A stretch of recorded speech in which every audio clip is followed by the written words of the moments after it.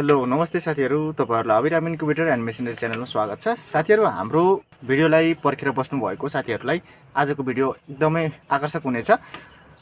सुन्दर सुदूर पश्चिमको भिडियो आज तपाईहरुलाई प्रस्तुत गर्दै छौं। किन भन्दाखेरि यो भन्दा अगाडि तपाईहरुलाई विभिन्न किसिमका विभिन्न ठाउँका डेलिभरी दिँदै गरेको वा पोल्ट्री फार्म भिजिट गरेको वा मेसिन मर्मत गर्दै गरेको भिडियोहरु हामीले पस्केका छौं। त्यसै अन्तर्गत आज चाहिँ हामी कमर्सियल इन्क्युबेटर, कमर्सियल ह्याचरी अर्थात् व्यावसायिक प्रयोजनका चल्ला कोरल्ने मेसिन लिएर सुदूरपश्चिम पुगेका छौं। र एउटा यो चाहिँ इन्क्युबेसनको लागि मेसिन भयो, अर्को चाहिँ ह्याचरी यहाँ छ र अनि उहाँले आफैले ब्रूडर बनाउनु भएको यता छ। चल्लाहरू हुर्काउनको लागि वाटरप्रुफ प्लाई हालेर चाहिँ बनाउनु भएको छ। यहाँ चल्लाहरू छ, अरू पनि छ।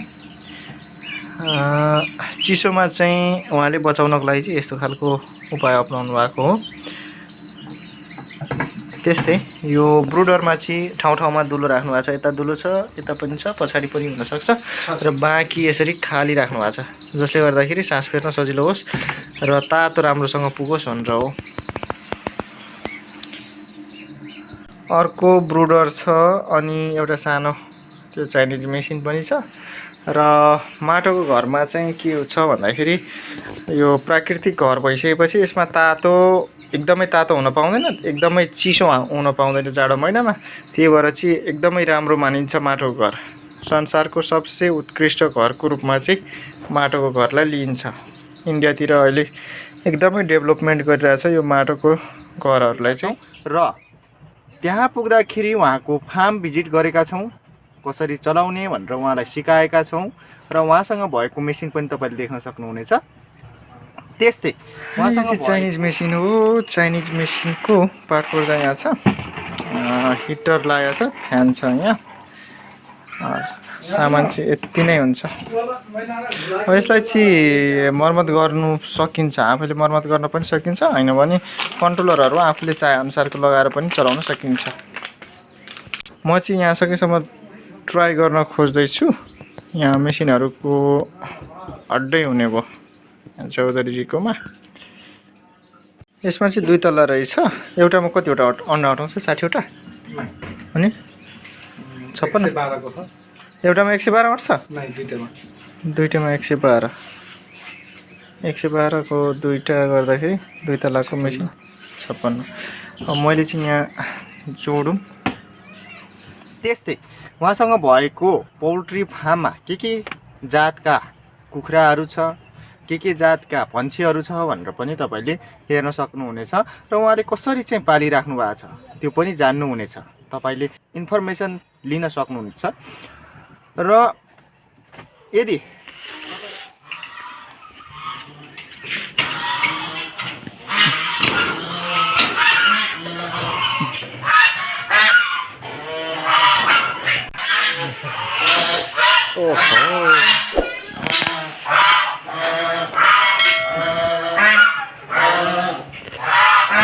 जम्मा के हाँस यो ठुलो कुखुरा के अरे?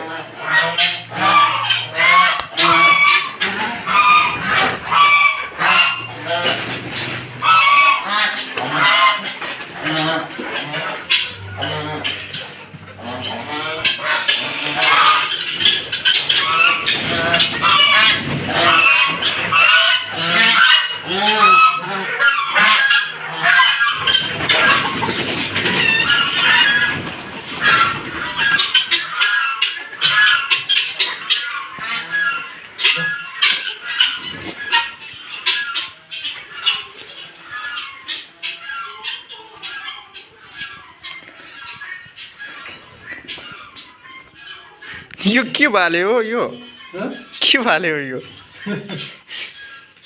5 किलो भन्दा घटी छैन जस्तो छ त। यता चाहिँ ओथारा हार्नु भएको छ। यहाँ माउ कुखुरा छ।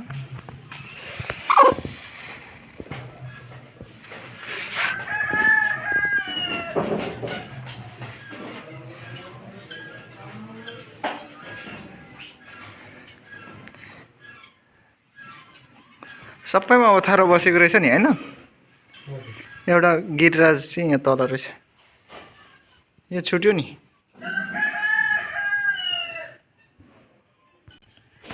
5 किलोको भाले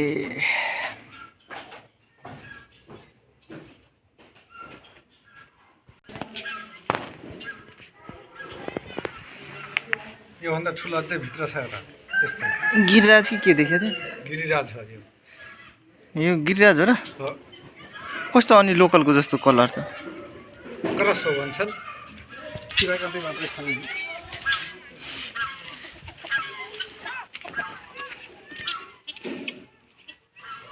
हाँस त उहाँ पुगिसक्यो त खोला खोला ऊ आफै गइहाल्छ अनि आउँछ आउँछ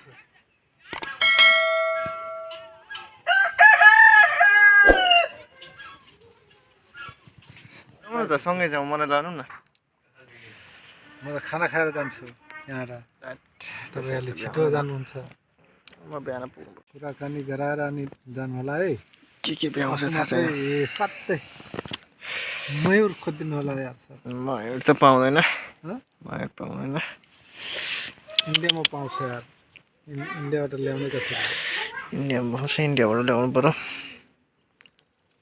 ल्याउनु दिइहाल्छु नि दिन त दिन्छ र यदि तपाईँलाई पनि विभिन्न किसिमका मेसिनहरू वा पार्ट्सहरू वा कुनै पनि परामर्श चाहिन्छ भने नेपालमा अधिकृत विक्रेता मेसिन र मेसिनका पार्ट्सहरूका लागि अबिराम एग्रोटेक हो अबिराम एग्रोटेकलाई सम्झन सक्नुहुनेछ सम्पर्क नम्बर तपाईँले डिस्प्लेमा पनि पाउन सक्नुहुनेछ र डिस्क्रिप्सनमा पनि पाउन सक्नुहुनेछ विभिन्न क्षमताका विभिन्न मूल्यका तपाईँको बजेटमा आउने खालका चल्ला गोरल्ने मेसिनहरू त्यस्तै तपाईँ अलिकति टेक्निकली जान्नुहुन्छ भने आफैले पनि बनाउन सक्नुहुन्छ र पार्ट्सहरू पनि उपलब्ध गराउँछ यसरी अबिराम एग्रोटेकले साथसाथै डिहाइड्रेटर मेसिन सुकुटी मेसिन लगायत विभिन्न किसिमका भिडियोहरू हेर्नको लागि हाम्रो च्यानललाई सब्सक्राइब गरेर हेर्न सक्नुहुनेछ भिडियोको क्याटेगोरीमा गएर आजको भिडियो तपाईँलाई के कस्तो लाग्यो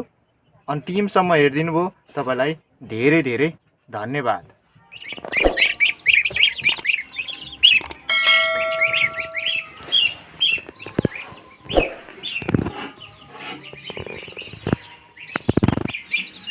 अब ठन्डीले मर्दैन नि त सब खाइसकेको छ त एउटा यिनीहरू खाइदिए सल्लाहले मेसिन खाइदियो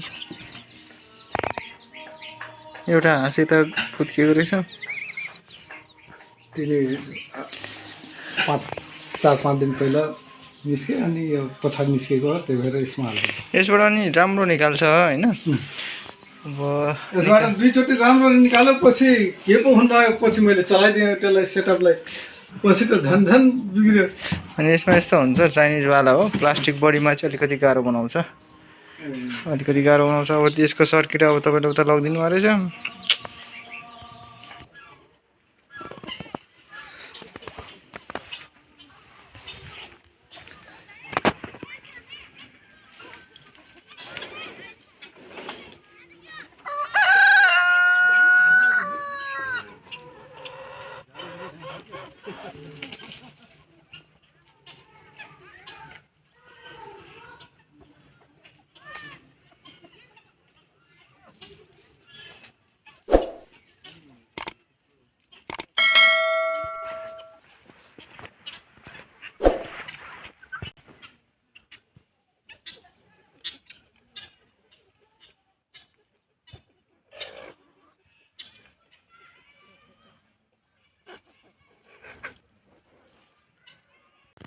कुखुराको खोरहरू